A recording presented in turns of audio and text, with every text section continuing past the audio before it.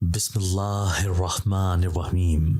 Jail کی تنگ و تاریک کوٹھڑی میں زمین پر لیٹ کر میں سونے کی کوشش کر رہی تھی، لیکن نیند نہیں آ رہی تھی۔ مچھر اور گرمی کے علاوہ پیاس بھی محسوس ہو رہی تھی۔ 1 سال سے زائد کا عرصہ ہو چکا تھا مجھے اس کوٹھڑی میں قید ہوئے۔ اب تک مجھے ان مچھروں اور گرمی کا عادی ہو جانا چاہیے تھا۔ اس سے پہلے بھی مجھے گرمی میں سونے کی عادت تھی، لیکن آج نہ جانے مجھے نیند کیوں نہیں آ رہی تھی۔ کروٹیں بدل بدل کر میں اٹھ کر بیٹھ گئی۔ شاید میں لاشعوری طور پر اس کا انتظار کر رہی تھی۔ اسے تو میں نے بہت سختی سے منع کر دیا تھا کہ دوبارہ میرے پاس مت آنا، لیکن اس کے باوجود میں اس کا انتظار کر رہی تھی۔ مجھے امید نظر آ رہی تھی کہ اس کی بدولت میں اس قید سے نجات حاصل کر سکتی ہوں۔ مجھے قید سے نجات دلانے کے لیے اس نے بہت بڑی اور قیمتی چیز مانگ لی تھی، اس لیے میں نے اس سے دوبارہ یہاں آنے سے منع کر دیا تھا۔ مجھے اپنے لیے خود ہی کچھ کرنا پڑے گا۔ کسی کے سہارے کی مجھے ضرورت نہیں ہے۔ خود کو تسلی دیتے ہوئے میں نے کہا اور دوبارہ سے سونے کی کوشش کرنے لگی۔ جیل میں زندگی گزارنے کا میں نے کبھی تصور بھی نہ کیا تھا۔ مٹی اور گارے سے بنی چھوٹی سی جھونپڑی جس میں ہم 5 بہن بھائی اور اماں ابا بھی رہتے تھے۔ ہم سب سارا دن محنت مزدوری کرتے تھے اور رات کو اپنی جھونپڑی میں سکون کی نیند سوتے تھے۔ غربت بھری زندگی سے مجھے نفرت تھی۔ میں اپنی زندگی کو بدلنا چاہتی تھی۔ میرے والدین اپنی اس زندگی سے بہت مطمئن تھے، لیکن میں بہت اونچے خواب دیکھتی تھی۔ اس لیے اماں اور ابا کے بار بار کہنے پر اپنے بہن بھائیوں کے ساتھ کام پر نہ جاتی تھی۔ اگر موڈ ہوتا تو فیکٹری چلی جاتی، جہاں اماں اور میری دونوں بڑی بہنیں کام کرتی تھیں۔ مجھے ایسی زندگی بالکل بھی پسند نہ تھی جس میں بنیادی ضروریات زندگی کے لیے بھی ترسنا پڑے۔ ایک موٹے سے مچھر نے پیشانی پر بیٹھ کر خون چوسنا شروع کیا تو درد سے بلبلاتے ہوئے میں نے ایک ہاتھ سے پیشانی پر زور سے ہاتھ مارا تو اس کی لاش پیشانی پر ہی چپک گئی۔ پیشانی کو جھاڑتے ہوئے مجھے اماں کی آواز سنائی دی، ارے او میڈم صاحبہ، اب اٹھ بھی جا۔ اگر آج تو کام پر نہ گئی تو وہ فورمین تجھے ہمیشہ کے لیے نکال دے گا۔ اس کے بعد سڑکوں پر بھیک مانگتی رہنا۔ اماں نے غصے سے چادر کھینچتے ہوئے کہا، میری طبیعت ٹھیک نہیں ہے، میں نہیں جاؤں گی۔ اگر وہ فورمین مجھے نکال دیتا ہے تو مجھے کوئی پرواہ نہیں ہے۔ دوبارہ سر سے پاؤں تک خود سے چادر کو ڈھانپتے ہوئے جواب دیا، کام نہیں کرو گی تو کھاؤ گی کہاں سے؟ اماں نے دوبارہ چادر کھینچ کر اتار دی اور غصے سے کہا، میرے کھانے کی فکر مت کرو، کہیں سے مانگ کر کھا لوں گی۔ اماں کے غصے کے جواب میں اٹھ کر بیٹھتے ہوئے میں نے غصے سے کہا، میں نہیں جانتی اللہ تعالیٰ نے تیری صورت میں مجھے کیوں سزا دی ہے۔ میں نے کون سا ایسا گناہ کر دیا تھا کہ تو میرے پلے پڑ گئی ہے؟ اماں اسے کہتے ہوئے جھونپڑی سے باہر نکل گئی اور میں دوبارہ چادر تان کر لیٹ گئی۔ بہت دیر تک آنا اور باقی سب کی صحن سے باتیں کرنے کی آوازیں سنائی دیتی رہیں اور پھر ہر طرف خاموشی چھا گئی۔ میں سوچنا چاہتی تھی، لیکن ایک بار آنکھ کھل جائے تو دوبارہ نیند آنا مشکل ہوتا ہے۔ جب ہر طرف خاموشی چھا گئی، ابھی اور نیند نہ آنے کی وجہ نہ چاہتے ہوئے بھی مجھے بستر سے اٹھنا پڑا۔ جھونپڑی کے دروازہ پر لٹکتا ہوا پردہ پیچھے کر کے میں باہر صحن میں نکل کر دوسری جھونپڑی میں آ گئی۔ اسے باورچی خانے کے طور پر استعمال کیا جاتا تھا۔ ایک چھوٹے سے لکڑی کی میز پر کچھ برتن اوندھے پڑے ہوتے تھے اور اٹھا کر دیکھا تو ان میں روٹی اور سالن پڑا ہوا تھا۔ اماں بہت غصے میں تھی، لیکن پھر بھی میرے لیے ناشتہ رکھ کے گئی تھی۔ تسلی سے ناشتہ کرنے کے بعد میں گھر سے باہر نکل آئی۔ اب میرا رخ مائی جمیلہ کے آستانے کی طرف تھا۔ میں مائی جمیلہ سے پوچھنا چاہتی تھی کہ کب تک ایسی غربت بھری زندگی گزارنا پڑے گی۔ حسب معمول مائی جمیلہ کے آستانے پر لوگ کافی رش میں تھے۔ بڑی تعداد میں عورتیں صحن میں زمین پر اور کرسیوں پر بیٹھ کر اپنی باری کا انتظار کر رہی تھیں۔ میں بھی ایک کونے میں زمین پر بیٹھ گئی۔ زیادہ دیر تک ایک جگہ پر بیٹھے رہنا میرے لیے ممکن نہ ہوتا، اس لیے کچھ دیر بعد ہی اٹھ کر کھڑی ہو گئی اور صحن میں گھومنے لگی۔ بچے ادھر ادھر گھوم رہے تھے۔ مائی جمیلہ کا گھر بہت بڑا نہیں تھا، ایک طرف دیوار بنا کر رہائشی حصہ الگ کر دیا گیا تھا۔ صحن کا زیادہ حصہ صبح آنے والے زائرین کے لیے مختص کیا گیا تھا۔ سردی ہو یا گرمی، مائی جمیلہ صحن کے ایک کونے میں زمین پر ہی ایک پرانا سا گدا بچھا کر اس پر بیٹھ جاتی اور باری باری تمام عورتوں کی بات توجہ سے سنتی۔ عورتیں تو عورتیں، مرد بھی ان سے اپنے مسائل بیان کرتے اور مائی جمیلہ انہیں حل بھی بتا دیتی۔ دور دراز علاقے میں بھی مائی کی شہرت پھیلی ہوئی تھی۔ میں ایک بار پہلے بھی مائی جمیلہ کے پاس آئی تھی، لیکن میری باری ہی نہ آ سکی۔ شام ہونے والی تھی، اس لیے مجھے گھر واپس جانا پڑا۔ اماں شام سے پہلے ہی گھر آ جانے کا کہتی تھی اور دیر ہو جانے پر خوب درگت بناتی تھی، اس لیے مجھے گھر واپس آنا پڑا۔ میں ماضی کی یادوں میں کھوئی ہوئی تھی، اس لیے مجھے علم ہی نہ ہو سکا اور وہ میرے سامنے آ کر بیٹھ گئی۔ کسی کی موجودگی کا احساس ہوا تو آنکھوں کے اوپر رکھا ہوا بازو اٹھا کر دیکھا تو وہ میرے سامنے بیٹھی ہوئی تھی۔ تم کب آئی ہو؟ مجھے تمہارے آنے کا پتہ ہی نہیں چلا۔ بیٹھتے ہوئے میں نے کہا، جب تم ماضی کی یادوں میں کھوئی ہوئی تھی تب میں یہاں آ کر بیٹھی تھی۔ اس نے طنزیہ انداز میں جواب دیا، میں نے تمہیں منع کیا تھا کہ یہاں دوبارہ آنے کی کوئی ضرورت نہیں ہے، پھر تم کیوں آئی ہو؟ اپنی دلی کیفیت چھپاتے ہوئے میں نے اس سے پوچھا، جانتی تھی کہ تم مجھ سے یہ ضرور پوچھو گی۔ میں تمہارے پاس اس لیے آئی ہوں تاکہ تمہاری مدد کر سکوں۔ میرے لہجے کو نظر انداز کرتے ہوئے اس نے جواب دیا، مجھے تمہاری مدد کی کوئی ضرورت نہیں ہے اور نہ ہی میں اتنی کمزور ہوں کہ اپنے مسائل کے حل کے لیے اپنے سے کم تر مخلوق جنات کی مدد لوں۔ میں نے دو ٹوک انداز سے جواب دیا، یہ تمہاری بھول ہے کہ تم ہماری مدد کے بغیر یہاں سے آزاد ہو سکتی ہو۔ ہماری بات مان لو، یہی تمہارے لیے بہتر ہے، ورنہ پچھتانے اور افسوس کرنے کے سوا کچھ حاصل نہ ہوگا۔ اس نے مجھے سمجھاتے ہوئے کہا، دیکھو جنزادی شاغیرہ، میں نے تم سے کوئی مدد مانگی ہے؟ اس کی طرف دیکھتے ہوئے میں نے سنجیدہ انداز سے پوچھا، نہیں نا۔ اس کے جواب دینے سے پہلے میں نے خود ہی جواب دے دیا، جب میں نے تم سے کوئی مدد نہیں مانگی تو بار بار اپنی دنیا سے میری دنیا میں کیوں آتی ہو اور مجھے مدد کی پیشکش کیوں کرتی ہو؟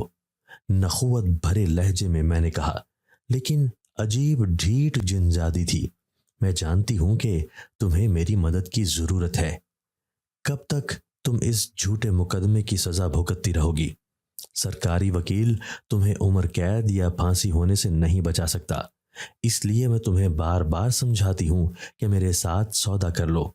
ہم تمہیں باحفاظت اس جیل سے باہر لے جائیں گے، باہر کی دنیا میں بھی تمہاری حفاظت کریں گے اور دوبارہ کبھی تمہیں جیل کی سلاخوں کے پیچھے نہیں آنے دیں گے۔ لیکن نہ جانے کیوں تمہیں میری کوئی بات سمجھ میں نہیں آتی۔ اپنی ضد پر پہلے دن کی طرح قائم ہو۔ شاغیرہ نے ایک بار پھر مجھے سمجھانے کی کوشش کی، میں اس قید میں بہت خوش ہوں اور یہاں سے باہر نہیں جانا چاہتی، اس لیے تمہیں میری مدد کرنے کے لیے اس دنیا میں آنے کی کوئی ضرورت نہیں ہے۔ تم اپنی دنیا میں خوش رہو اور مجھے میری دنیا میں اپنی مرضی کے مطابق زندگی گزارنے دو۔ مغرور لہجے میں نے جواب دیا اور وہ دوبارہ لیٹ گئی۔ اس کا مطلب تھا کہ میں مزید کوئی بات نہیں کرنا چاہتی، تم جا سکتی ہو۔ صوبیہ، ایک بات یاد رکھنا کہ تم بہت غلط کر رہی ہو۔ اپنے اس فیصلے پر تمہیں بعد میں پچھتانا پڑے گا۔ میں دوبارہ تمہارے پاس آؤں گی، تب تک تم اچھی طرح سوچ لو۔ یہ کہہ کر وہ غائب ہو گئی۔ ایک طرف میری برسوں کی محنت تھی اور دوسری طرف آزادی۔ مجھے خود سمجھ نہیں آ رہی تھی کہ مجھے کیا کرنا چاہیے۔ قید میں زندگی گزارنا تو بہت مشکل تھا، زمین پر لیٹ کر نیند ہی نہیں آتی تھی۔ اپنے گھر کا گرم گرم بستر یاد آتا تھا، نرم بیڈ اور صاف ستھرے کمرے کی عادی ہو گئی تھی۔ جھونپڑی میں اماں کے ساتھ رہتے ہوئے بہت بار زمین پر سونا پڑا تھا۔ جب سے بیڈ پر سونے کی عادی ہوئی تھی، چارپائی پر سونے کا مزہ ہی نہ آتا تھا۔ اگر شاغیرہ اور ان کے قبیلے کی بات مان لیتی تو خالی ہاتھ رہ جاتی۔ میں اپنی برسوں کی محنت ضائع نہیں کرنا چاہتی تھی، اس لیے شاغیرہ اور اس کے قبیلے کی بات ماننا میرے لیے ممکن نہ تھا۔ میں ہر وقت مائی جمیلہ کو کوستی رہتی تھی، جو خود تو مر گئی تھی اور مجھے اس مصیبت میں پھنسا گئی تھی۔ اماں کی بد دعائیں بھی یاد آتی تھیں۔ اماں مجھے بار بار جمیلہ سے دور رہنے کا کہتی تھی، لیکن میرے سر پہ تو دولت کمانے کا بھوت سوار تھا، تو اماں کی باتوں کو نظر انداز کر دیتی۔ میں بچپن سے ہی بہت ضدی اور خود سر تھی، کسی کو خاطر میں نہ لاتی تھی۔ اماں اور ابا کے بار بار سمجھانے پر بھی میں اپنے ارادہ سے باز نہ آئی اور مائی جمیلہ کے آستانے پر کام کرنے لگی۔ مائی جمیلہ نے شاید میرے اندر دولت کی ہوس کو محسوس کر لیا تھا، اس لیے حالات بدلنے کا کہہ کر مجھے اپنے پاس ہی کام کرنے کی پیشکش کر دی تھی۔ میری خوشی کا تو کوئی ٹھکانہ ہی نہ تھا۔ مجھے یقین ہی نہیں آ رہا تھا کہ مائی جمیلہ مجھے اپنی شاگردی میں لے رہی ہیں۔ جب اماں کو پتہ چلا تو اپنا سر پیٹ لیا۔ تمہیں کیا ضرورت پڑی ہے اس جادوگر عورت کے ساتھ کام کرنے کی؟ سنا ہے کہ اس کے قبضے میں بہت سے جنات ہیں، جس کی مدد سے وہ لوگوں کے جائز اور ناجائز کام کرواتی ہے اور لاکھوں روپے بٹورتی ہے۔ اماں نے مجھے سختی سے منع کر دیا تھا کہ تم نے مائی جمیلہ کے ساتھ کام نہیں کرنا۔ میں بھی اپنی ضد کی پکی تھی۔ اماں اور ابا کے غصے اور سمجھانے پر بھی کوئی کان نہ دھرا اور مائی جمیلہ کے آستانے پر صبح سویرے ہی پہنچ جاتی۔ مجھے بالکل بھی علم نہیں تھا کہ مائی جمیلہ کے ڈیرے پر مجھے کیا کام کرنا ہوگا۔ مجھے دیکھ کر مائی جمیلہ بہت خوش ہوئی۔ مجھے امید تھی کہ تم ضرور آؤ گی۔ مجھے دیکھ کر مائی جمیلہ نے خوش ہوتے ہوئے کہا، ایک بات یاد رکھنا کہ ہر انسان کا کوئی نہ کوئی راز ہوتا ہے، اور تم نے بھی میرے رازوں کو راز ہی رکھنا ہے، ورنہ نقصان کی ذمہ دار بھی تم خود ہوگی۔ مائی جمیلہ مجھے ایک کمرے میں لے آئی اور اپنے سامنے والی کرسی پر بٹھاتے ہوئے کہا، مجھے سمجھ نہیں آ رہی، آپ کیا کہنا چاہتی ہیں؟ آپ کا کون سا ایسا راز ہے جسے آپ چھپ چھپا کر رکھنا چاہتی ہیں؟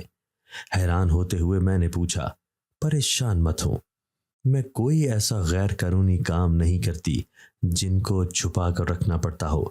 بہت سے روحانی مسائل ہوتے ہیں، ان کا کسی کے سامنے تذکرہ نہیں کیا جا سکتا۔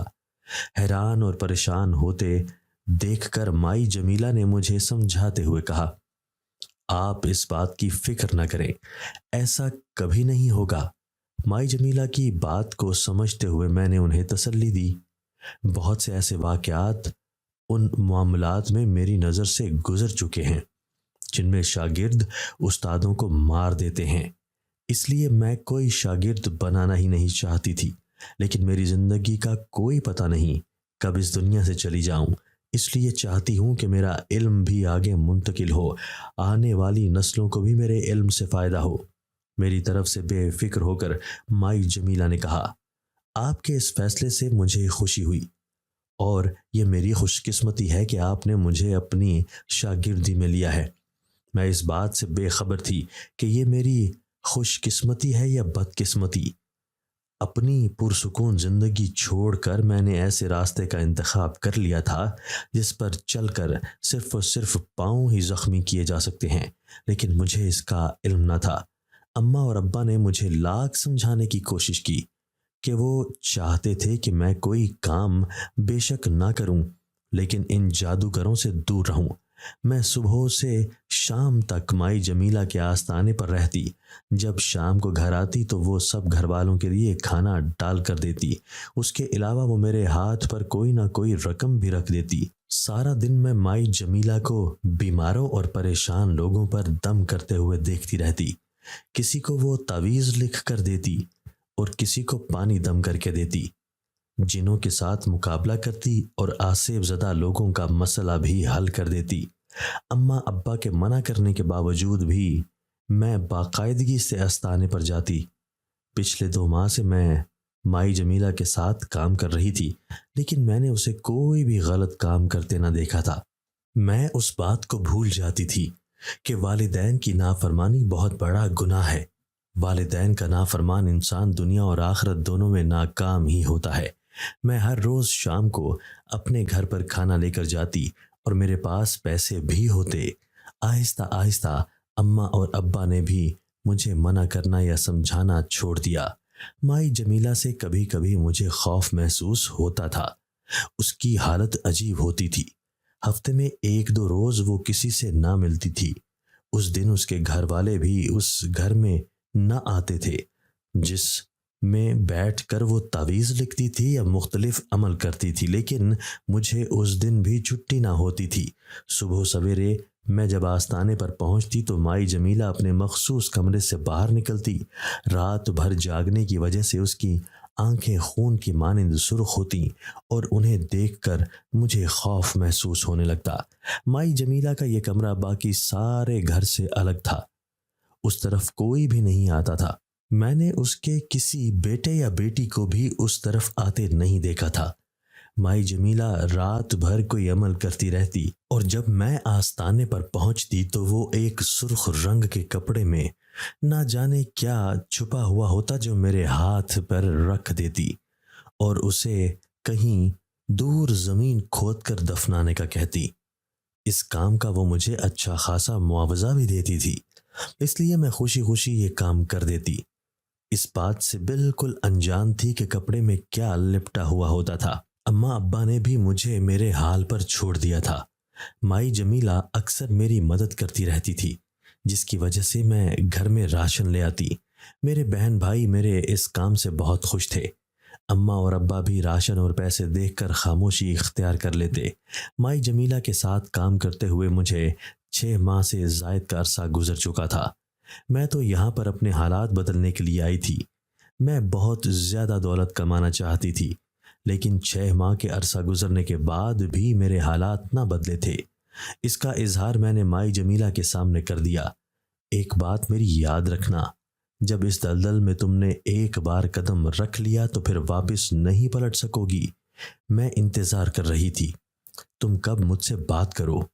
مائی جمیلہ نے میری بات توجہ سے سننے کے بعد سنجیدگی سے جواب دیا، ایسی بات نہیں ہے، میں کبھی بھی واپس پلٹنے والوں میں سے نہیں ہوں۔ میرا مقصد دولت کمانا اور اپنے گھر کی غربت دور کرنا ہے، اس لیے میں ہر طرح کے حالات کا مقابلہ کرنے کے لیے تیار ہوں۔ میں نے پرجوش لہجے سے جواب دیا، شاباش، مجھے تم سے یہی امید تھی۔ تمہارے اندر میں نے کچھ حاصل کر لینے کا جذبہ دیکھا تھا، اسی لیے تمہیں اپنی شاگردی میں لیا تھا۔ فخریہ انداز میں مائی جمیلہ نے کہا۔ اپنی تعریف سن کر میرا سر بھی فخر سے بلند ہو گیا۔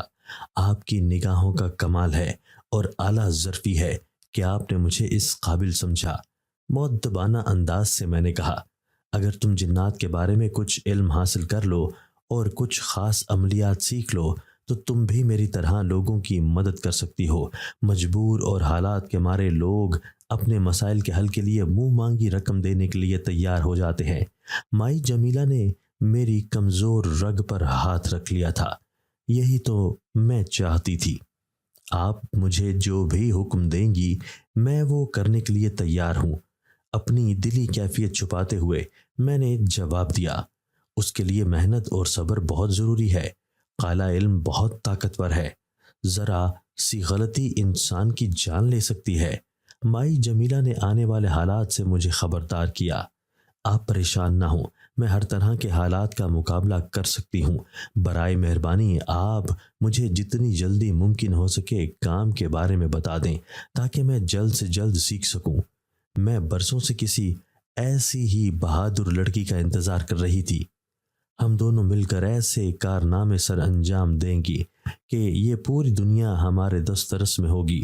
مائی جمیلہ نے شیطانی مسکراہٹ چہرے پر سجاتے ہوئے کہا۔ آج پہلی بار مجھے مائی جمیلہ کے چہرے پر ایسی خباثت بھری مسکراہٹ دکھائی دی تھی۔ عام حالات میں تو ہر وقت سر پر دوپٹہ سجائے اور ہاتھ میں تسبیح پکڑے کسی حاجن یا بہت مومن عورت کی طرح بیٹھی ہوتی تھی۔ دنیا سے دور وہ تو کسی اور ہی دنیا کی مخلوق لگتی تھی، جنہیں اس دنیا کا کوئی لالچ نہیں۔ بہت جلد تم امیر ہونے والی ہو۔ جو لوگ تمہاری غربت کا مذاق اڑاتے ہیں وہ تمہاری ترقی دیکھ کر حسد کریں گے۔ माई जमीला ने अपनी बातों से मुझे सब्ज बाग दिखाना शुरू कर दिए। ख्वाबों में मैं खुद को एक बहुत बड़े बंगले की मालिकन समझने लगी थी, जिसके आगे पीछे मुलाजिमों की एक फौज थी जो मेरे एक इशारे के मुंतजिर थे। मुझे ख्वाबों में मगन देखकर माई जमीला मेरे पास से उठकर चली गई। मैं खुद भी उस वक्त तन्हाई की ख्वाहिशमंद थी ताकि जागती आंखों से ख्वाब देख सकूं। थोड़ी देर बाद माई जमीला वापस आई तो उसके हाथ में खाने के बर्तन थे। खाने की खुशबू से पूरा कमरा महक उठा था। मैं तेरे लिए और अपने लिए खाना लेकर आई हूं, आओ मिलकर खाना खाती हैं। माई जमीला ने मेरे सामने खाने के बर्तन रखते हुए कहा। आज पहली बार ऐसा हुआ था कि माई जमीला के घर का खाना मैं खा रही थी। हर रोज लंगर में पकने वाला खाना खाती थी और बच जाने वाले खाने अपने साथ घर भी ले जाती थी। खाना बहुत मज़ेदार था। आज से पहले ऐसा मज़ेदार खाना मैंने नहीं खाया था।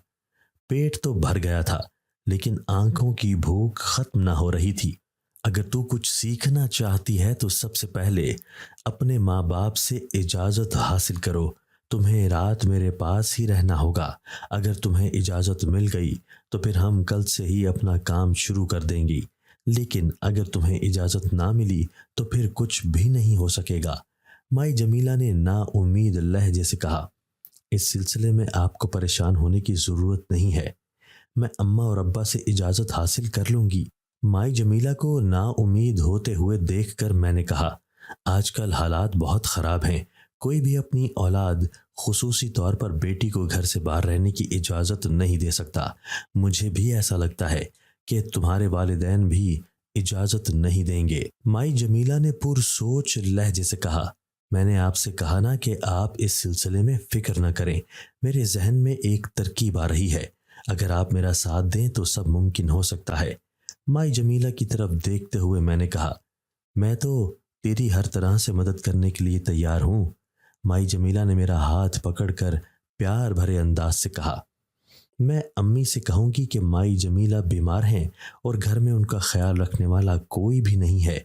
बेटियां तो अपने अपने घर वाली हैं, एक ही बहू है, वो भी मैके गई हुई है, और बेटा मुल्क से बाहर गया हुआ है। वलीद साहब तो मुल्क से बाहर गए हुए हैं ना? ताईदी अंदाज से मैंने पूछा। हाँ, वलीद तो मुल्क से बाहर गया हुआ है, लेकिन उसके बीवी बच्चे तो इधर ही हैं, माई ने जवाब दिया। अम्मा ने कौन सा अंदर जाकर छापा मारना है? मैंने पुरसोच अंदाज से कहा, यह बात तो तुम्हारी ठीक है। तुम्हें क्या लगता है कि तुम्हारी कहानी पर तुम्हारी माँ यकीन कर लेगी? माई जमीला ने एक बार फिर नाउम्मीदी से कहा, अगर माँ को मेरी बात पर यकीन ना आया तो मैं उन्हें आपके पास ले आऊँगी। आपकी बात पर यकीन आ ही जाएगा। मैंने खुशी से निहाल होते हुए कहा कि मुझे यकीन था कि अम्मा मेरी बात पर यकीन कर लेंगी। अम्मा से बात करने के लिए मैं मुनासिब वक्त का इंतज़ार कर रही थी और वो घर के कामों में मसरूफ़ थी। लकड़ी के चूल्हे के पास बैठकर अम्मा रात के लिए खाना बना रही थी। ये सबसे मुनासिब मौका था उससे बात करने का। इस वक्त वो अकेली थी। चूल्हे के करीब ज़मीन पर बैठते हुए मैंने अम्मा को माई जमीला की बीमारी के बारे में बताया और ये भी बताया कि वो रात भर अकेली होती है। वो चाहती हैं कि मैं रात को उनके पास ही रुक जाया करूं। अम्मा किसी सूरत भी इस बात पर राजी ना हो रही थी कि मैं रात को घर से बाहर रहूं, चाहे वो माई जमीला का घर ही क्यों ना हो। अम्मा, तुम ख्वामुखा परेशान हो रही हो। वहां पर मैं सिर्फ अकेली नहीं होती, माई जमीला के और भी मुलाजमीन होते हैं। मैंने अम्मा को समझाने की कोशिश करते हुए कहा, जब उनके पास मुलाजिम मौजूद होते हैं तो फिर उन्हें क्या ज़रूरत है कि तुझे उनके पास रहना पड़े? अम्मा ने गुस्से से पूछा। खाना पकाने वाली मुलाजिमा बहुत बूढ़ी हैं, वो माई जमीला को नहीं संभाल सकती, और सफाई करने वाली मुलाजिमा शाम से पहले ही चली जाती है। यही वजह है कि माई जमीला ने मुझे रात वहाँ ही रुकने के लिए कहा। इसके लिए वो मेरी तनख्वाह भी बढ़ा देंगी। मैं जानती थी कि तनख्वाह में इजाफे का सुनकर अम्मा बहुत खुश होंगी और मान भी जाएंगी। उस वक्त तो हैरत की इंतहा ही न रही जब अम्मा ने तनख्वाह में इजाफे का सुनकर भी मुझे इजाज़त न दी। बकौल अम्मा के پوری برادری ہم سے ناراض ہو جائے گی اور انہیں تانے بھی دے گی۔ وہ برادری کی ناراضگی کا خطرہ مول نہیں لے سکتی تھیں۔ اماں، جب ہمارے گھر میں کھانے کے لیے کچھ نہیں ہوتا تو اس وقت تمہاری برادری کہاں جاتی ہے؟ اگر برادری کی فکر کرتی رہو گی تو زندگی میں ہم کبھی کامیاب نہیں ہو سکیں گے۔ میں نے غصے سے کہا، صوبیہ، تمہارے ابا بھی اس کی اجازت نہیں دیں گے۔ میرا دل بھی نہیں مانتا کہ تم رات کے وقت کسی کے گھر میں رہو۔ آج کل کے زمانہ اور حالات بہت خراب ہیں، کسی کے دل میں کیا ہے ہم نہیں جان سکتے۔ روٹی توے پر ڈالتے ہوئے اماں نے کہا، میری تو ہر تدبیر ہی ناکام ہو رہی تھی۔ اماں، اگر تجھے کوئی مسئلہ ہے نا تو خود ہی مائی جمیلہ سے مل لے، تیری تسلی ہو جائے گی۔ ایک بات یاد رکھنا کہ میں خاندان برادری کی وجہ سے مائی جمیلہ کو انکار نہیں کر سکتی۔ غصے سے میں نے کہا اور پیر پٹکتے ہوئے وہاں سے جھونپڑی میں آ گئی۔ میں نے فیصلہ کر لیا تھا کہ اگر اماں ابا راضی نہ ہوئے تو میں یہ گھر چھوڑ کر چلی جاؤں گی اور مائی جمیلہ کے ساتھ ہی رہنے لگوں گی۔ آخر وہ دن بھی آ گیا جب مجھے اماں اور ابا کو چھوڑنا پڑا۔ اماں ابا کی ناراضگی اور غصے کے باوجود میں نے مائی جمیلہ کے گھر رہنے کی ٹھان لی۔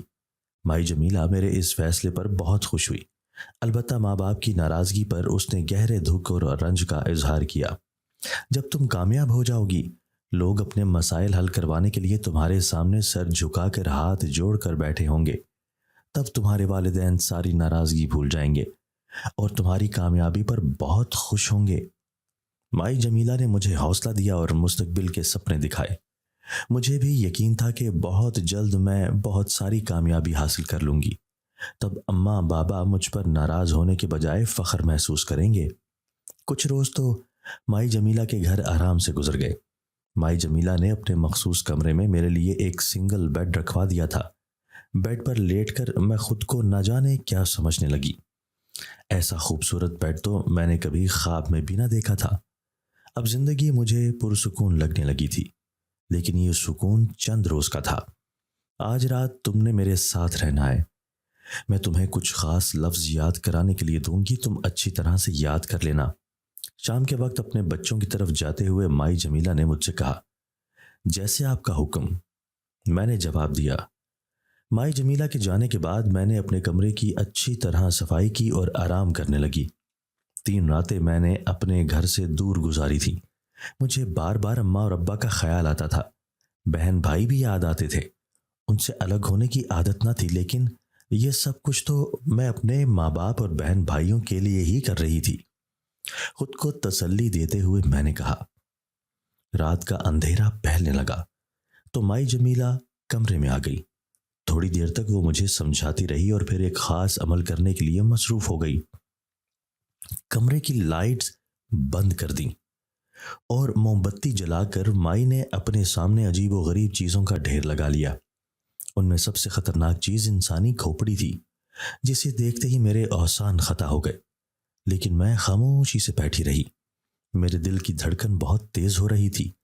مائی جمیلہ نے مٹی کی ہانڈی میں پانی ڈالا اور اس میں وہ کھوپڑی رکھ دی۔ موم بتی کی ناکافی روشنی میں اس وقت مائی جمیلہ کا چہرہ بہت ڈراؤنا اور کرہ آمیز لگ رہا تھا۔ ایک بار میرا دل چاہا کہ یہ سب چھوڑ کر بھاگ جاؤں اور دوبارہ کبھی یہاں واپس نہ آؤں، لیکن یہ میرے لیے ممکن نہ تھا۔ اپنی غربت سے جان چھڑانے اور دولت کمانے کا میرے پاس اور کوئی ذریعہ نہ تھا، اس لیے آنکھیں بند کر کے بیٹھی رہی۔ مائی جمیلہ بہت توجہ سے اپنا کام کر رہی تھی۔ اچانک ہی ہانڈی میں سے ایسی آوازیں سنائی دینے لگیں جیسے پانی ابل رہا ہو۔ حیرت کی بات تو یہ تھی کہ ہانڈی زمین پر پڑی ہوئی تھی، آگ پر نہیں رکھی ہوئی تھی۔ پانی کے ابال کی آواز پورے کمرے میں گونج رہی تھی۔ کن اکھیوں سے میں نے مائی جمیلہ کی طرف دیکھا تو ارد گرد سے بے خبر اپنے کام میں مصروف تھی۔ گاہے بگاہے وہ ایک برتن میں رکھا ہوا سفوف وہ ہانڈی میں پھینکتی تو اس کے ابال میں اور تیزی آ جاتی۔ مجھے بہت خوف محسوس ہو رہا تھا۔ اچانک ہی ایک کرے شکل کھچڑی نما بالوں والا شخص کمرے میں نمودار ہوا۔ اسے دیکھ کر تو میری آواز حلق میں اٹک کر رہ گئی۔ میں بہت زور سے چیخنا چاہتی تھی، لیکن کوشش کے باوجود آواز حلق سے نہ نکل رہی تھی۔ کیوں بلایا ہے مجھے؟ اس کی ڈراؤنی آواز کمرے میں گونجی۔ میرے آقا، میں نے اپنا کام شروع کر دیا۔ اب کالی ماتا کو کہہ دیں کہ اپنی نظر مجھ پر بھی ڈال دیں، میں ان کی فرما بردار غلام ہوں۔ مائی جمیلہ نے سر زمین پر سجدے کی صورت میں رکھتے ہوئے کہا، تم بے فکر رہو، مجھے یہ سب کہنے کی ضرورت نہیں۔ کالی ماتا کو ہر بات کا علم ہو جاتا ہے اور وہ تم سے بہت خوش ہیں، اس لیے اب تم مجھے بار بار مت بلانا۔ اس کری شکل مخلوق نے اپنے بالوں سے بھرا ہوا ہاتھ مائی جمیلہ کے سر پر رکھتے ہوئے کہا، میرے آقا، میری محنت رائے گاہ تو نہیں جائے گی نا؟ کالی ماتا کو میری قربانی پسند آ جائے گی نا؟ مائی جمیلہ نے کسی معصوم بچے کی طرح پوچھا۔ میں نے تو اسے کہا نا، تو فکر نہ کر اور قربانی دینے کی تیاری کر، کالی ماتا تجھے بے پناہ طاقت سے نواز دے گی، اپنا کام توجہ سے کر، اب میں چلتا ہوں۔ یہ کہہ کر وہ کرے شکل مخلوق غائب ہو گئی۔ اس کی وجہ سے کمرے میں بہت گرمی اور عجیب سی بو آنے لگی تھی۔ اس کے جانے کے بعد میں نے شکر ادا کیا۔ مائی جمیلہ کا چہرہ شیطانی مسکراہٹ سے جگمگا رہا تھا۔ وہ جلدی جلدی سامان سمیٹنے لگی اور تھوڑی دیر بعد میرے بیڈ پر آ کر لیٹ گئی۔ نہ چاہتے ہوئے بھی مجھے زمین پر لیٹنا پڑا۔ صبح سویرے مائی جمیلہ نے غسل کرنے کے بعد سفید رنگ کا صاف ستھرا لباس زیبتن کیا اور ہاتھ میں تسبیح پکڑ کر اپنی مخصوص جگہ پر بیٹھ گئی اور ایک عورت کے ساتھ آئے ہوئے بچے پر دم کرنے لگی۔ یہ مائی جمیلہ جو اس وقت بچے کو دم کر رہی تھی، رات والی مائی جمیلہ سے بالکل مختلف تھی۔ آہستہ آہستہ میں ان سب باتوں کی عادی ہو گئی۔ اب مجھے کسی سے کوئی ڈر خوف نہ لگتا۔ میرا ڈر ختم کرنے کے لیے مائی جمیلہ نے مجھ سے بہت سے خطرناک کام کروائے تھے۔ آدھی رات کے وقت قبرستان سے کسی پرانی قبر سے مٹی نکال کر لانا، کھوپڑی یا جسم کی کوئی دوسری ہڈی لانا اور اپنے عمل کے ذریعے یہ بات معلوم کرنے کی کوشش کرنا کہ جس شخص کی یہ کھوپڑی ہے یا قبر کی مٹی ہے وہ کون تھا، عورت یا مرد، کیسے مرا۔ میں اپنے کام میں بہت ماہر ہو رہی تھی جب اچانک ہی ایک دن ایسا واقعہ ہوا جس نے میری آنکھیں کھول دیں۔ مائی جمیلہ نے ایک بڑے سے ڈرم میں نہ جانے کیا منگوایا تھا اور مجھے سختی سے منع کیا تھا کہ اسے کھول کر مت دیکھنا۔ پچھلے کچھ روز سے نہ جانے مجھے کیا ہو گیا تھا، رات بھر کسی مردے کی طرح پڑی رہتی تھی، جسم بے جان اور کسی کام میں دل نہ لگتا تھا۔ دن میں بہت مشکل سے اپنے روزمرہ کے کام سر انجام دیتی تھی اور شام ہوتے ہی سونے کے لیے لیٹ جاتی۔ ان دنوں مائی جمیلہ بھی اپنی کسی خاص عمل میں مصروف ہوتی تھی۔ وہ پوری رات جاگتے گزار دیتی۔ آج رات طبیعت بہت خراب تھی۔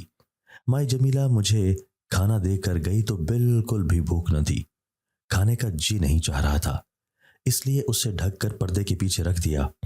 اگر رات کو بھوک لگی تو کھا لوں گی۔ سونے کے لیے بستر پر لیٹ گئی، لیکن آج خلاف توقع نیند نہیں آ رہی تھی۔ تھوڑی دیر بعد ہی مائی جمیلہ کمرے میں داخل ہوئی اور میری طرف دیکھے بغیر ہی الماری سے نکال کر سامان ترتیب سے زمین پر رکھنے لگی۔ ایسا معلوم ہو رہا تھا کہ وہ کمرے میں میرے موجود ہونے سے بے خبر ہے یا انہیں میرے موجود ہونے سے کوئی فرق نہیں پڑتا۔ آج پھر وہ کالی ماتا کے خاص غلام کو بلا رہی تھی۔ مجھے بہت حد تک ان معلومات کا علم ہو چکا تھا، بہت دیر ہو چکی تھی۔ کالی ماتا کا شیطان غلام حاضر ہی نہ ہو رہا تھا۔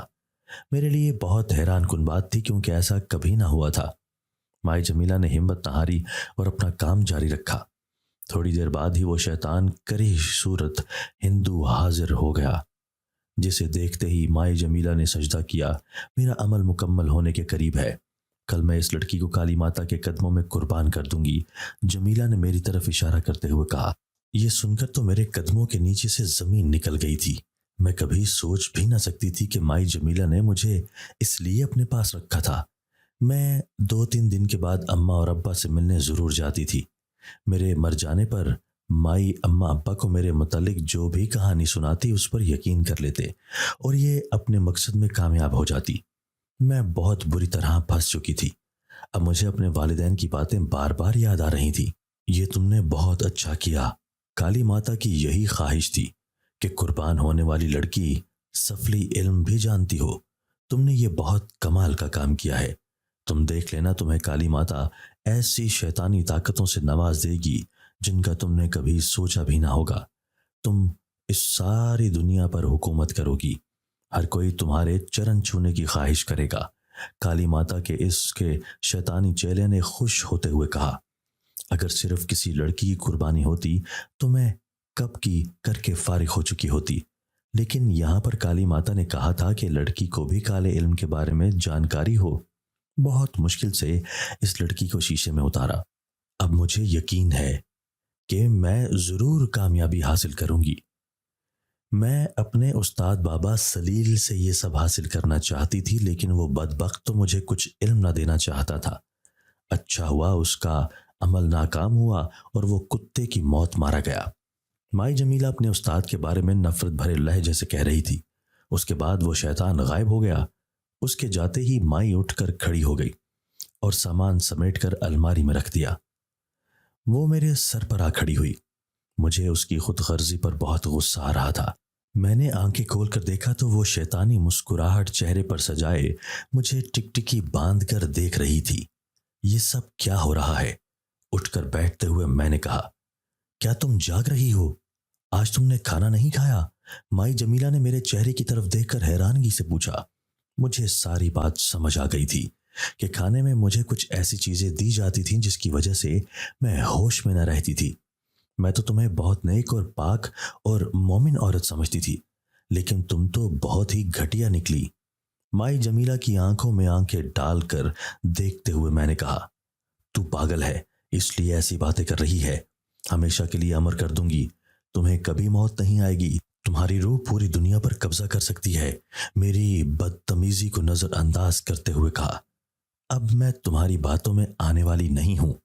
تمہارے لیے میں نے اپنے ماں باپ کو چھوڑا اور تم مجھے قتل کر دینا چاہتی ہو۔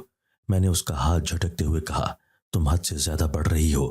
اگر میں چاہوں تو اسی وقت میں بٹی کا ڈھیر بنا دوں، لیکن میں ابھی یہ سب نہیں کر سکتی۔ تمہارے لیے بہتر یہی ہے کہ آرام سے بیٹھی رہو، میرے معاملات میں دخل اندازی مت کرو۔ ایک ہاتھ سے میرا گلا دباتے ہوئے مائی جمیلہ نے مجھے دھمکی دیتے ہوئے کہا۔ اس عمر میں بھی اس کے ہاتھوں میں بے پناہ طاقت تھی۔ میری آنکھیں ابل کر باہر آ رہی تھی اور سانس کی تنگی کی وجہ سے کھانسی آ رہی تھی۔ میں خود کو چھڑانے کے لیے ہاتھ پاؤں مارنے لگی، لیکن وہ تو شاید مجھے جان سے مارنا چاہتی تھی۔ اپنی ساری طاقت جمع کرتے ہوئے میں نے اسے زور سے دھکا دیا تو وہ ایک جھٹکے سے دور جا گری اور جو ڈرم اس نے چند دن پہلے منگوایا تھا اس سے ٹکرا کر نیچے گر گئی۔ وہ ڈرم بھی نیچے گرا تو اس کا ڈھکن اتر گیا۔ ہلکے پیلے رنگ کا سیال مایا اس سے نکل کر فرش پر بکھرنے لگا۔ مائی جمیلہ زمین پر گری ہوئی تھی اور اٹھنے کی کوشش کر رہی تھی۔ ڈرم سے نکلنے والا سیال اس تک پہنچا تو اس کی چیخیں بلند ہونے لگیں۔ وہ تیزاب تھا جو اس کے جسم کو جلا رہا تھا۔ نہ چاہتے ہوئے بھی ڈرم کے پیندے میں بچا ہوا تیزاب میں نے اس پر پھینک دیا اور وہ تڑپ تڑپ کر مر گئی۔ میرے پاس وقت بہت کم تھا، جلدی سے سامان کی تلاشی لی۔ میرے مقصد کی بہت سی چیزیں تھیں۔ ایک لکڑی کے صندوق میں بہت سارے پیسے اور زیورات پڑے تھے۔ مائی جمیلہ کی گلی سڑی لاش سے میں نے چابی نکال لی تھی۔ ایک تھیلے میں ضروری سامان بھر کر رات کے اندھیرے میں ہی اسے اماں کے پاس چھوڑ آئی۔ میرے پاس وقت نہ تھا کہ اماں کو ساری صورتحال سے آگاہ کرتی۔ وہ تیزی سے گزر رہا تھا۔ میں جلد ہی واپس آ گئی۔ شیشے کی ایک بوتل تھی جس کے بارے میں مائی جمیلہ نے مجھے بتایا تھا کہ اس بوتل میں زائن قبیلے کا ایک بہادر جن قید ہے۔ گھر سے قریب ہی کچی زمین پر میں نے اس بوتل کو دبا دیا۔ پولیس کیس تھا۔ پولیس نے مائی جمیلہ کے قتل کے الزام میں پکڑ لیا۔ پچھلے 5 سال سے مقدمہ چل رہا تھا۔ اماں اور ابا دولت سمیٹ کر نہ جانے کہاں غائب ہو گئے تھے۔ میں جیل میں قید کے دن کاٹ رہی تھی جب اچانک ہی جنزادی شاغیرہ میرے پاس آنے لگی۔ وہ اس قید جن کو آزاد کروانا چاہتی تھی جسے میں نے بوتل سمیت زمین میں دبا دیا تھا۔ اس جن کی مدد سے میں بہت کچھ کر سکتی تھی۔ اگر وہ اس قبیلے کے حوالے کر دیتی تو خالی ہاتھ رہ جاتی، اس لیے میں ایسا نہ چاہتی تھی۔ شاغیرہ اکثر میرے پاس آتی رہتی تھی۔ وہ مجھے اس جن کی آزادی کے بدلے بہت کچھ دینے کی پیشکش کرتی رہتی تھی، لیکن میں اپنی ضد پر قائم تھی۔ آج بھی وہ ناکام لوٹ گئی۔ اس کی آنکھوں میں غصہ صاف دکھائی دے رہا تھا۔ اگلی صبح معمول کے مطابق تھی۔ رات کو سوئے ہوئے مجھے یوں محسوس ہوا جیسے میں ہوا میں اڑ رہی ہوں۔ میں نے گردن گھما کر دائیں بائیں دیکھنے کی کوشش کی تو اندھیرے کے علاوہ کچھ بھی نہ دکھائی دیا۔ شاید میں کوئی خواب دیکھ رہی ہوں۔ मैंने अपने आप से कहा, लेकिन ये कोई ख्वाब न था। कुछ लम्हों बाद मुझे एहसास हुआ कि मैं दोबारा जमीन पर लेटी हुई हूं। मैं जल्दी से उठकर बैठ गई और अपने इर्द गिर्द देखने लगी, लेकिन सिवाय अंधेरे के कुछ भी दिखाई न दे रहा था। मुझे कुछ समझ ना आ रही थी कि क्या हो रहा है। अंधेरा बहुत गहरा था। मैं जेल की सलाखों से बाहर देख रही थी, लेकिन यहां तो बाहर कुछ दिखाई नहीं दे रहा था। ये जगह वो नहीं है, मैं कहीं और हूं। मैंने खुद से कहा। मैं नहीं जानती थी कि मैं कहाँ हूं और यहां पर कैसे पहुंची। हाथ पे हाथ रखकर बैठने के सिवा कोई चारा न था। थोड़ी देर ही गुजरी थी कि एक अजीब व गरीब डरावनी शक्ल की औरत मेरे सामने आकर खड़ी हो गई। तुम कौन हो और मैं कहाँ हूं? उस औरत की तरफ देखते हुए मैंने हैरानी से पूछा। उसकी बड़ी बड़ी आंखों से मुझे खौफ महसूस हो रहा था। तुम इस वक्त शायरा की कैद में हो। तुम्हें सोचने के लिए वक्त दिया गया है। अब भी अगर तुमने हमारी बात न मानी तो मलिका शायरा ने हुक्म दिया है कि तुम्हारी गर्दन उतार दी जाए। अपनी बड़ी बड़ी काली आंखों से घूरते उसने मुझे धमकी दी। मैं तुम्हारी मलिका शायरा से डरने वाली नहीं हूं, इसलिए जो करना चाहती हो कर लो। मैं उसके भाई के बारे में उसे कभी नहीं बताऊंगी। वो मेरा गुलाम है, मेरा कैदी है। मैं जो चाहूं उसके बारे में फैसला करूं। मैंने नखुवत भरे अंदाज से कहा। अब वो खुद ही तुमसे बात करेंगी। ये कहकर वो औरत गायब हो गई। मैं नहीं जानती थी कि मैं ये अच्छा कर रही हूं या बुरा, क्योंकि मैं जिनको अपने कब्जे में रखना चाहती थी ताकि लोगों के मसाइल हल करके मैं बड़ी रकम कमा सकूं। आजकल जितने भी पीर बाबा और रूहानी बुजुर्ग होते हैं, उनके कब्जे में जन्नात होते हैं जिनके जरिए वो लोगों की मदद करते हैं। मैं खाली हाथ नहीं रहना चाहती थी। शागिरा ने मुझे एक कमरे में बुलाया। वो देर तक मुझे इस बात पर मनाने की कोशिश करती रही कि मैं उसके भाई के बारे में उसे बता दूं। उसने मुझे बहुत से रुपए पैसे की पेशकश की, लेकिन मैं जानती थी कि जितनी भी ज्यादा दौलत हो एक दिन खत्म हो जाती है। मैं कोई मुस्तकिल जरिया आमदन चाहती थी, इसलिए उसकी बात मानने से इनकार कर दिया। अगर तुमने मेरी पेशकश कबूल न की तो याद रखो कि मैं तुम्हारे सारे खानदान को खत्म कर दूंगी। गुस्से से फुनकारते हुए उसने धमकी दी। अपने खानदान का जिक्र सुनकर मैं हैरान हुई थी, क्योंकि मैं खुद न जानती थी कि मेरा खानदान किधर है। मेरे माँ बाप, मेरे भाई कहाँ हैं और किस हाल में हैं। माई जमीला की लूटी हुई रकम से उन्होंने कोई फायदा हासिल किया या नहीं, मुझे कुछ इल्म न था। मैं खुद नहीं जानती थी कि मेरा खानदान कहाँ पर है। अगर तुम्हें इल्म हुआ तो मुझे बता देना। मैंने तंजिया मुस्कुराहट के साथ जवाब दिया। तुम नहीं जानती, लेकिन मैं तुम्हारे खानदान के बारे में अच्छी तरह से जानती हूँ। शागिरा ने फखरी अंदाज से कहा। सामने वाली दीवार पर देखो, अभी तुम्हें सब पता चल जाएगा। मेरी आंखों में आंखें डालकर उसने कहा और दीवार की तरफ इशारा किया। दीवार पर एक बहुत बड़ी कोठी दिखाई दी, जिसमें अम्मा और अब्बा कीमती लिबास पहने हुए दिखाई दे रहे थे। पहली नजर में मैं उन्हें पहचान ही नहीं सकी थी। मेरे भाई भी खूबसूरत लिबास पहने हुए थे। उनकी तो शादियां भी हो चुकी थी। बीवियां और बच्चे भी नजर आ रहे थे। बहुत अरसे बाद अपने माँ बाप और बहन भाइयों को देखकर मैं जज्बाती होने लगी थी। आंसू खुद ब खुद बहने लगे थे। मुझे वो वक्त याद आ गया जब हम एक टूटी फूटी झोंपड़ी में रहते थे, लेकिन कितना सुकून था, कोई फिक्र न थी। दौलत की लालच ने मुझे जेल तक पहुंचा दिया था। तुम क्या चाहती हो कि तुम्हारे गुनाहों की सजा तुम्हारे माँ बाप और बहन भाइयों को दी जाए? अगर तुम मेरी बात मान लो तो तुम्हारा मुंह पैसों से भर दूंगी। मैं जानती हूं कि तुम्हें दौलत की लालच है। तुम्हारी सोच से भी ज्यादा तुम्हें दौलत से नवाज दूंगी। दूसरी सूरत में तुम्हारे बहन भाई और माँ बाप पे मौत मारे जाएंगे। शागिरा ने मुझे समझाने की कोशिश की। एक लम्हा लगा था मुझे फैसला करने में। मैं अपनी जात पर तो सब कुछ बर्दाश्त कर सकती थी, लेकिन अपने वालिदैन को कोई तकलीफ नहीं पहुंचाना चाहती थी। मैंने उसे उस बोतल के बारे में बता दिया जिसमें उसका भाई कैद था। मेरे लिए ये बात बहुत हैरान कुन थी कि एक जिन बोतल में कैसे कैद हो सकता है। माई जमीला ने मुझे बताया था कि जिन्नात धुएं से बने होते हैं। ये हवा में तहलील हो जाते हैं, इसलिए ये हवा बनकर बोतल में भी कैद किए जा सकते हैं। शगीरा ने मेरा शुक्रिया अदा किया और मुझे अपनी दुनिया से वापस ज़मीन पर भेज दिया। ज़मीन पर मेरे सामने मेरे वालिदैन का घर था। शगीरा ने मुझे बहुत कीमती जेवरात इनाम के तौर पर दिए। ऐसे जेवरात मैंने कभी ख्वाब में भी न देखे थे। मेरे माँ बाप, बहन भाई सब मुझे देखकर बहुत खुश हुए और मैं उनके साथ हंसी खुशी जिंदगी गुजारने लगी। लेकिन ये खुशी भी आर्जी साबित हुई।